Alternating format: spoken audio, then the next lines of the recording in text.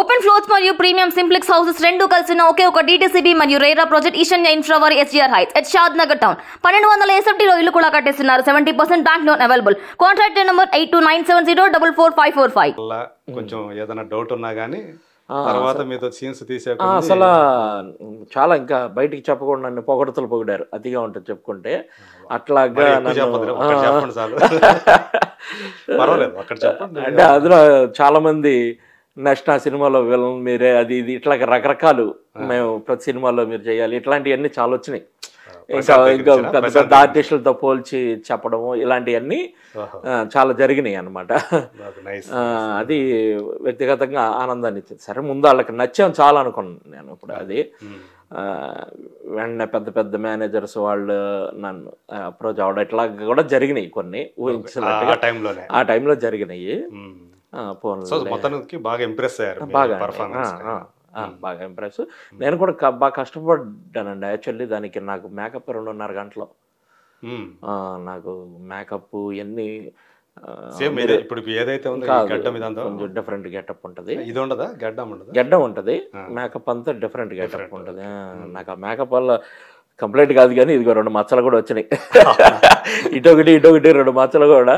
అంటే కొంచెం డిఫరెంట్. పాపం నాయుడు గారు మేకప్ చాలా 2.5 hours వణికిపోతుంది అంత మేకప్ ఉంటుంది. 2.5 గంటల మేకప్ నాకు అందరికీ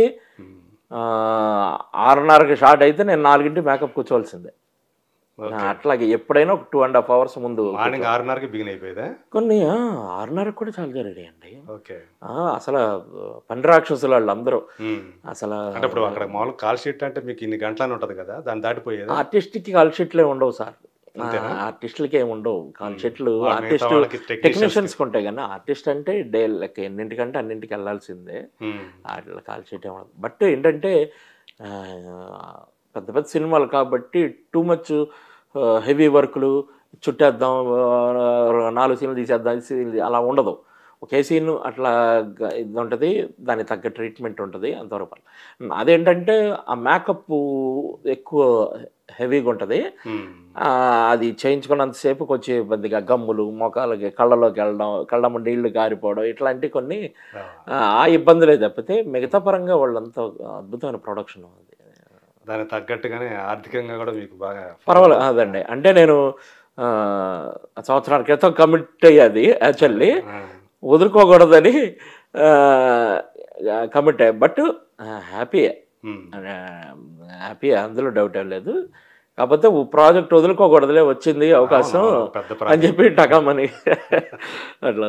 అది ప్రభాస్తో చేసేటప్పుడు ఏమనిపించింది అంటే ఇదివరకు బాహుబలిలో చేశారనుకోండి, బాహుబలి అయితే తక్కువ కదా, చిన్న క్యారెక్టర్. ఆయన కాంబినేషన్ కూడా కాదు అది లేదు కదా. ఈ సినిమాలో కాంబినేషన్ కూడా చేశారు. సో ఆయన నటన గురించి ఏం చెప్తారు? అట్లాగే వ్యక్తిగా ఆయన ఎలా అనిపించాడు మీకు? నటుడు on the sets of the sets. నటుడు గురించి ప్రభాస్ని ఇక ప్రజలందరూ బ్రహ్మరథం పట్టారు. అది వ్యక్తిగతంగా అయితే నటుడి కంటే గొప్పడు. నాకు తక్కువ, నేను మామూలుగా లొకేషన్లో తక్కువ మాట్లాడుతా సార్. ఎవరితోనైనా కూడా పరిచయం ఉన్నా కూడా ఎందుకులేని వెళ్ళి పూసుకోను, నమస్కారం పెట్టి వెళ్ళి నా పని నేను చూసుకుంటూ ఉంటాను. బట్ ఉన్న సందర్భంలో ఏంటంటే అవతల ఆర్టిస్టు వ్యక్తిత్వం ఎలాంటి ఏంటి అన్నప్పుడు కాంబినేషన్ చేసినప్పుడే బయటపడతాయి. అవతల ఆర్టిస్ట్ వల్ల అవును అవతల ఆర్టిస్ట్ వల్ల మన వల్ల ఎదురు ఆర్టిస్ట్ ఇబ్బంది పడుతున్నాడు అనుకోండి, అది కొంచెం ఆయన ఇబ్బంది పెట్టకూడదు. సాధారణంగా ఎవరైనా కూడా నాకన్నా చిన్న ఆర్టిస్ట్ వస్తాడు, సపోజ్ జూనియర్ ఆర్టిస్టు వచ్చి నా కాంబినేషన్లో ఏదైనా క్యారెక్టర్ చేస్తున్నాడు అనుకోండి, నేను ఏదన్నా అజమాయిష్ లేకపోతే నా యాటిట్యూడ్ చూపించానంటే వాడికి ఇబ్బంది ఉంటుంది. అవును. మేము చేసేటప్పుడు ఏంటంటే యాజ్ ఎ క్యారెక్టర్ ఆర్టిస్టులు ఇలా చేసేవాళ్ళం ఏంటంటే హీరోలు పెద్ద పెద్ద విలన్స్ వాళ్ళు మాతో ఎట్లా ఉన్నారు, వాళ్ళు ఫ్రీగా ఉంటే ఇంకా బాగా చేయగలుగుతాం. మాకు ఆ భయం ఉండకూడదు మెయిన్. అది చాలా స్వేచ్ఛ అనమాట. వండర్ఫుల్ పర్సన్ ప్రభాస్ గారు. అలాగే పృథ్వీరాజ్ గారు కూడా. పృథ్వీరాజ్ గారు ఏదో అంటే సీన్లు చెప్పకూడదు కానీ ఒక రఫ్గా ఆయన హ్యాండిల్ చేసేది ఉంది. మలయాళ నటుడు పృథ్వీరాజ్ సుకుమారన్ రఫ్గా హ్యాండిల్ చేసే సీన్ ఒకటి ఉంది. నేను మొహమాట పడుతున్నాను అనమాట actually. Okay. Don't worry sir, this is Malayali birthday అని ఇట్లా బాగా ఎంకరేజ్ చేస్తా. ఆయన కూడా మనం నమస్తే పెట్టే లోపల ఆయన పెట్టేస్తాడు ముందే. మన దగ్గరికి వచ్చి పెడదాం అనుకున్న లోపల హాయ్ సార్, చౌదరి సార్, నమస్తే సార్ అంటాడు.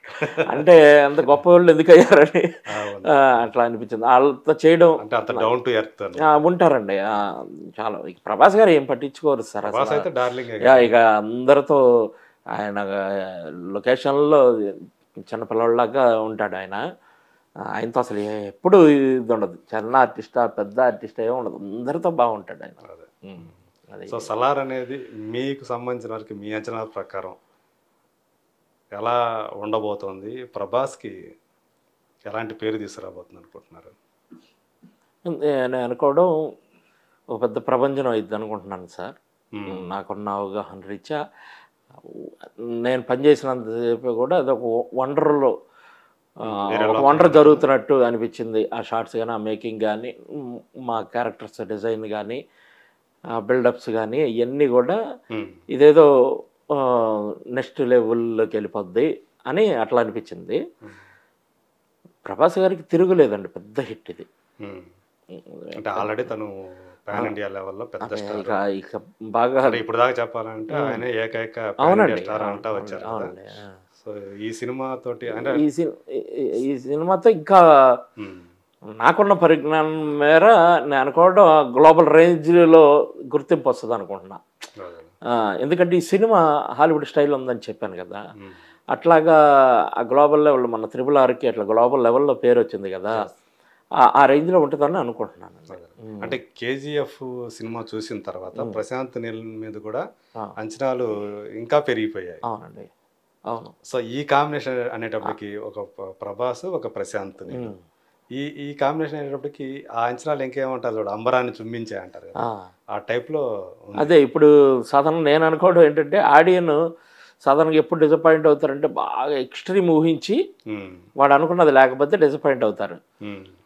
ఇది ఊహ కూడా ఊహించలేరు ఆడియన్ అనేది నా ఫీలింగ్. దాని మించి ఉంటుంది అన్నది నా ఫీలింగ్. అంటే ఒకరికి కొంతమందికి ఏదైనా డౌట్ ఉంది, ఆల్రెడీ KGF 2లోనే మొత్తం చూపించేశాడు, ఇక అంతకు మించి ఏం చేస్తాడు, ఇక ఏం చూపిస్తాడు సలార్లో? కథే కదా సార్ ప్రాణం, దేనికైనా ఏ సినిమాకైనా ఇది డిఫరెంట్ కథ, డెఫినెట్లీ టచ్ అయ్యే కథ. దానికి దీనికి కథాపరంగా చాలా తేడా ఉంది. టేకింగ్ మాత్రం ఆ స్టాండర్డ్స్ ఆయనది, అది కూడా డిఫరెంట్ టేకింగే సార్. ఇది కూడా డిఫరెంట్ టేకింగే. దానికిలాగా గనులు, బొగ్గు గనులు అట్లా ఆ స్టైల్ కాదు కదా ఇది వేరే డిఫరెంట్. ఇందులో బొగ్గు గనులు లేవా? ఇది బొగ్గు గనులు కదా? కాదు. అలాంటివి ఏమన్నా ఉన్నాయేమో నాకు తెలియదు. అదే అంటే ఈ బొగ్గు గనులది ఫస్ట్లో ఏదన్నా తీశారు కదా అప్పట్లో, అది ఉంది ఏమన్నా కాంబినేషన్లో లేను. ఇదంతా సెటప్. అది అంటే సలార్ అంటే ఏంటి అసలు? అది కూడా నేను చెప్పకూడదేమో, నాకు కూడా ఎవరో ద్వారా తెలిసిందే కానీ అది కూడా కరెక్ట్ అని నేను అనుకోవట్లా. అది కూడా వాళ్ళు రివీల్ చేయలేదు ఇక మనకి. అంటే మొత్తానికి ఒక మంచి అర్థమే, ఒక నాయకుడు అధినాయకుడు అన్నట్టుగా. ఏమోలే, వాళ్ళు రివీల్ చేస్తే మనం చెప్పొచ్చు, చేయలేదు కాబట్టి. నేను హోంబళే ఫిలిమ్స్ యొక్క వాళ్ళు ఎలా అనిపించింది మీకు? బాగుంది సార్, చాలా అద్భుతంగా. అదే నేషనల్ లెవెల్ స్టాండర్డ్స్ ఉన్నది. ఫస్ట్ ఫిలిం కదా తెలుగులో వాళ్ళకి ఇది. అవునండి, బాగా చాలా బాగా చూస్తున్నారు. మాకు ట్రీట్మెంట్ అన్నీ కూడా బ్రహ్మాండంగా ఉంటాయి. ఇంత ప్లాన్లు అన్నీ బాగా జరుగుతాయి. కొంచెం లీక్ చేయండి, ఎప్పుడు రిలీజ్ అవుతుంది? నాకు తెలియదు సార్. నేను ఇప్పుడు వాడు రైటర్ నా ఫ్రెండ్ కాబట్టి ఏమో ఏంటి ఎప్పుడు ఆడు కూడా చెప్పడు ఇదిలే బొంగు ఇట్లా అంటాడు. అంటే వాళ్ళ ఎథిక్స్ వాళ్ళకు ఉంటాయి కదా, వాళ్ళు ఎంత సీక్రెట్ గా ఉండాలి. KGF తో కూడా తనకి హనుమాన్ చౌదరికి కూడా చాలా మంచి పేరు వచ్చింది రైటర్ గా. అన్నీ వాడేగా ఇప్పుడు అన్ని. ఇప్పుడు నేను నిన్న మొన్న రిలీజ్ అయిన జవాన్ తనే, రేపు రాబోయే భారతీయుడు తనే, జైలర్ తనే, జవాన్ తనే, రేపు రాబోయే భారతీయ 2 తనే, ఇంకా చాలా సినిమాలు. విక్రమ్ తనే, విక్రమ్ బాగా రాశాడని చెప్పి కమల్ హాసన్ గారు పిలిచి భారతీయ 2 ఇచ్చాడు. ఎట్లాగా పెద్ద పెద్ద చాలా మొత్తం ఇక భారీ భారీ ప్రాజెక్టే ఆ, చేస్తారు. అలాగే కా స్టూడియోస్ అని ఒక డబ్బింగ్ పెద్ద స్టూడియో పెట్టాడు. పెద్ద పెద్ద హీరోలు కూడా వచ్చి కూర్చోవచ్చు, అంత బాగుంది అది. ఎప్పుడు పెట్టాడు ఇది? ఇది ఒక 6 months 7 months అవుతున్నట్టు ఉంది. Okay, okay. సలార్ అందులోనే జరిగేది. అవునా? అది పెద్ద వాల్ డిస్నీ వాళ్ళకి తెలుగు డబ్బింగ్ అంతా అక్కడే అన్నమాట అయితే. తెలుగు ఇక అన్ని చాలా జరుగుతున్నాయి అక్కడ, అది ఖాళీ ఉండట్లా, ఓహో. అంత బిజీ అయిపోయింది థియేటరు. అది కూడా ఉమ్. అన్ని రకాల బిజీ అంత బిజీ ఉంటే డైరెక్షన్ పట్టించుకోకుండా అట్ల మీద ఉండిపోయాడు. ఎప్పుడో తన అయిపోవాల్సింది. డైలాగ్స్ మీ నోటి వెంట పలికారు కదా, ఎలా అనిపించింది ఆ డైలాగ్స్ కూడా? అది సంతోషం, ఎందుకంటే రూమ్మేట్స్ ఉమ్. ఏదో రూమ్మేట్సేనా? అయ్యో బాగా ఫ్యామిలీ ఫ్రెండ్స్ అనమాట. చిన్న ఫస్ట్ నుంచి ఇండస్ట్రీకి వచ్చిన కాడి నుంచి అతికేళ్ళగా బాగా బెస్ట్ ఫ్రెండ్స్. ఉమ్. ఇక వాళ్ళ వైఫ్ ఆ అమ్మాయిని కూడా అంటే మరదలే తనకి. ఆ అమ్మాయిని కాలేజ్ జాయిన్ చేసింది నేనే, బాగా సొంత సిస్టర్లా ఉంటుంది. అలా ఇట్లా వాళ్ళ ఫ్యామిలీతో బాగా ఇది బాండింగ్ ఉంది, ఫ్యామిలీ బాండింగ్ కూడా ఉంది. ఉమ్. తన స్టోరీస్ ఏం తయారు చేసుకున్నా ఇద్దరు చర్చించుకునే వాళ్ళు ఎట్లాగే ఉండేది, ఎంత బాగా ఇది. అదే. సో అలా సలార్ మీద అయితే ఏమైనా లీక్లు ఏమైనా ఇస్తారేమో రిలీజ్ డేట్ గురించి? చాలా ఇచ్చేసారు.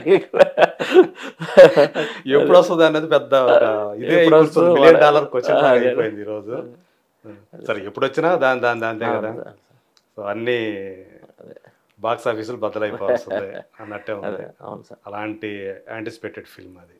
సో కమింగ్ టు పెద్ద కాపు, రేపు 29 రిలీజ్. అది చూస్తేనేమో కొత్త హీరో, కానీ ఆ కాన్వాస్ అది చూస్తేనేమో చాలా బిగ్ కాన్వాస్ లా కనిపిస్తూ ఉంది. చాలా బాగా ఖర్చు పెట్టినట్టున్నారు. మిరియాల రవీందర్ రెడ్డి అలా సొంత బావమరి దగ్గర హీరో విరాట్ కర్ణ. సో శ్రీకాంత్ అడ్డాలో కూడా మంచి ఆకలి మీద ఉన్నాడు. సో ఎలా వచ్చింది సినిమా అది? అంటే అది మళ్ళీ దీన్ని కూడా పెదకాపు 1 అని చెప్పేసి రిలీజ్ చేస్తున్నారు. అవునండి, 2 parts అది. అంటే 2 పార్ట్లో కూడా మీరు ఉంటారా? లేదు, ఒక పార్ట్లోనే ఉంటా. ఈ 1 చెప్పకూడదేమో. ఈ 1లో ఉన్నాను. అంటే మీరు ట్రైలర్లో కనిపించారు, మీకే అంత ఉంటే మాకెంత ఉండాలరా అని చెప్పేసి డైలాగ్